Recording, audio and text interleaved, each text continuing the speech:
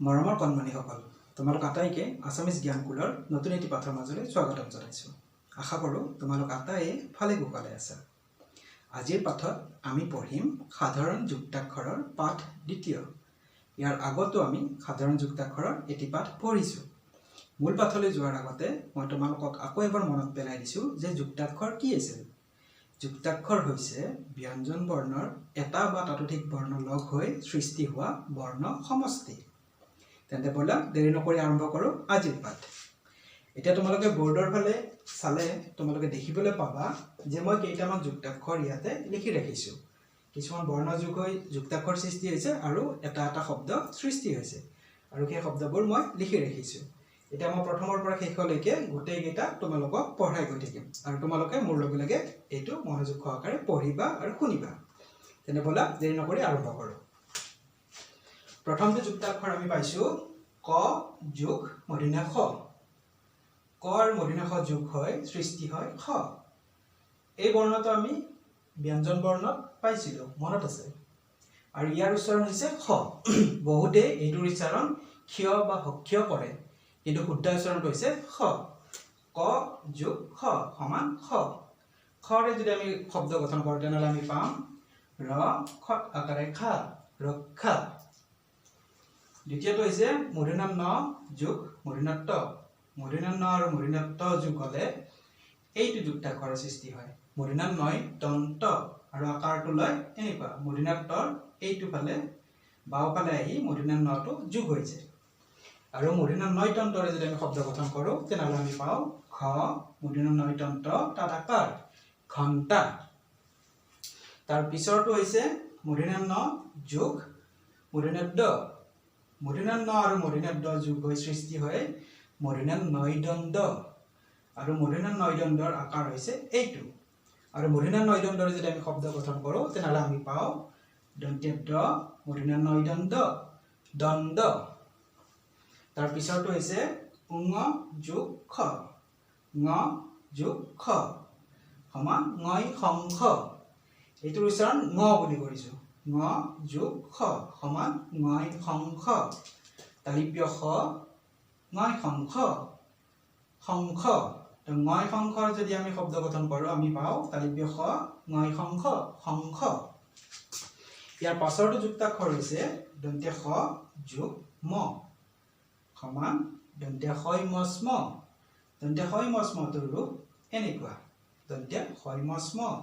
আৰু যদি আমি শব্দ গঠন কৰোঁ তেনেহ'লে আমি পাওঁ দন্ত্য খই মচ ম ৰ মূৰ্ধন্য ন স্মৰণ।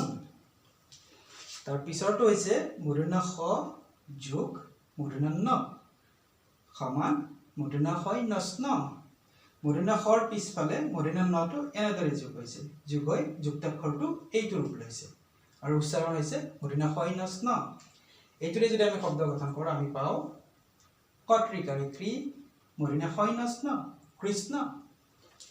তাৰ পিছৰটো হৈছে মূৰ্ধন্য খ যোগ মূৰ্ধন্য ত।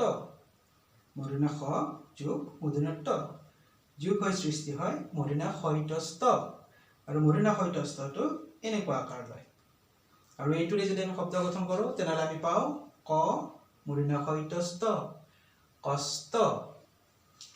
তাৰ পিছৰটো হৈছে মূৰ্ধন্য খ যোগ ক সমান মূৰ্ধন্য খই কস্ক। মূৰ্ধন্য খই কস্কটোৰ ৰূপ হৈছে এইটো। আৰু মূৰ্ধন্য খই কস্কৰে যদি আমি শব্দ গঠন কৰোঁ তেনেহ'লে আমি পাওঁ প ৰত হস্যইকাৰে ৰি মূৰ্ধন্য খই কস্ক তাত আকাৰ ৰ পৰিষ্কাৰ। তাৰ পিছৰটো হৈছে দন্ত্য দ যোগ দন্ত্য ধ। দন্ত্য দ আৰু দন্ত্য ধ যোগ কৰিলে সৃষ্টি হয় এইটো দৈধ।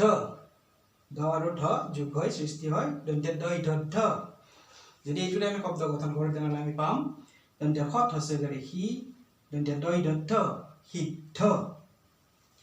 আৰু একেবাৰে শেষৰটো দিছোঁ ঙ যোগ ক।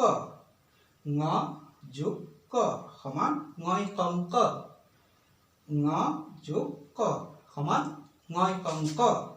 আৰু ঙই কংকৰে যদি আমি শব্দ গঠন কৰোঁ তেনেহ'লে আমি পাম তালিপ্য খ ঙই কংক তাত আকাৰ শংকা।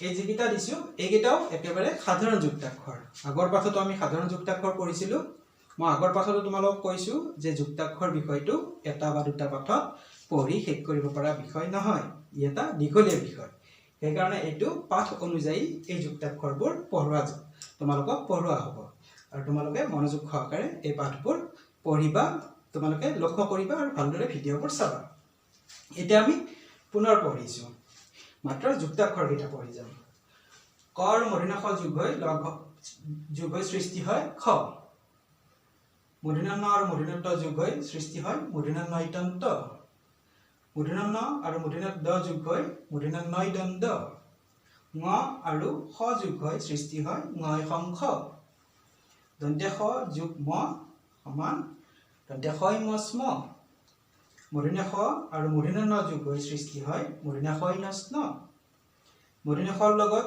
মূৰ্ধন্য ট যোগ হ'লে সৃষ্টি হয় মূৰ্ধন্য খ ট মূৰ্ধন্য খৰ লগত মূৰ্ধন্য ক যোগ হ'লে সৃষ্টি হয় মূৰ্ধন্য খ ক দন্ত্য ঢৰ লগত দন্ত্য ঢ যোগ হ'লে সৃষ্টি হয় দৈ ঢ ঢ আৰু ঙৰ লগত ক যোগ হ'লে সৃষ্টি হয় ঙ কং ক